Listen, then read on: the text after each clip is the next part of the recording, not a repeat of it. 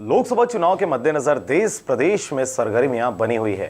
निर्वाचन आयोग के आदेशानुसार बीते दिनों आचार संहिता की घोषणा भी कर दी गई है।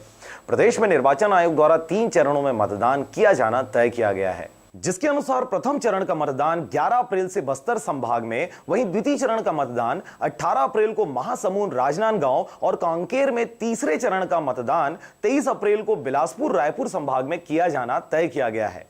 इसी दौरान मुंगेली जिला के 5,28,000 वोटर्स के सहूलियत के लिए 659 पोलिंग बूथ बनाए गए हैं। इस दौरान जिले में स्वच्छ व स्वस्थ चुनाव करवाने के उद्देश्य से 11 चेक पोस्टों के साथ फ्लाइंग स्क्वाड की टीम भी बुलाया गया है। गर्मी के मौसम को देखते हुए 23 अप्रैल को द्वितीय चरण का मतदान क्षेत्र में किया जाना तय किया गया है, जिसको लेकर जिला कलेक्टर के द्वारा गर्मी में बुनियादी सुविधाओं का विशेष रूप से ध्यान रखने की बात भी कही गई है।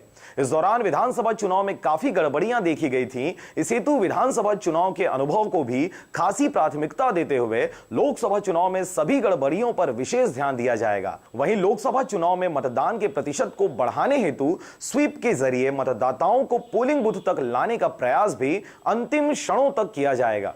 मुंगेली से कैलाश कुमार की रिपोर्ट, आरजे रमझाझर। इलेक्शन कमीशन के प्रेस कॉन्फ्रेंस के पश्चात अभी जिले में और पूरे राज्य में आचार संहिता प्रभावशील हो चुकी है। उसी परिप्रेक्ष्य में हमारे द्वारा कल मीडिया ब्रीफिंग और आज पॉलिटिकल पार्टीज़ का मीटिंग लिया गया है और पूरे चुनाव व्यवस्था बनाने हेतु जो आवश्यक सेक्टर मजिस्ट्रेट्स हैं उनका भी बैठक लेकर उनको आवश्यक निर्देश दिए गए हैं। जिले में लगभग 5,28,000 वोटर्स हैं और जो जिले में स्थापित 659 मतदान केंद्रों के माध्यम से वोटिंग करेंगे।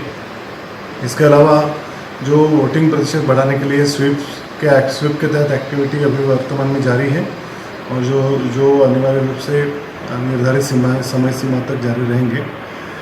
चुनाव को पिछले विधानसभा चुनाव के जो भी अनुभव रहे हैं उसको भी हम लोगों ने सेक्टर मजिस्ट्रेट और पॉलिटिकल पार्टीज़ के माध्यम से जाना है, जिसमें जो भी कमियां थी या कमियां होगी उसको हम लोग पूरा करेंगे।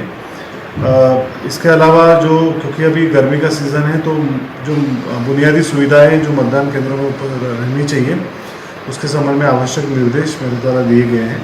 हमारे ज़िले में जो भी लगभग 11 जगह पे चेक पोस्ट लगेंगे और जो सभी फ्लाइंग स्क्वाड्स हैं, जो उड़न दस्ते हैं, उनके भी आदेश जारी हो चुके हैं।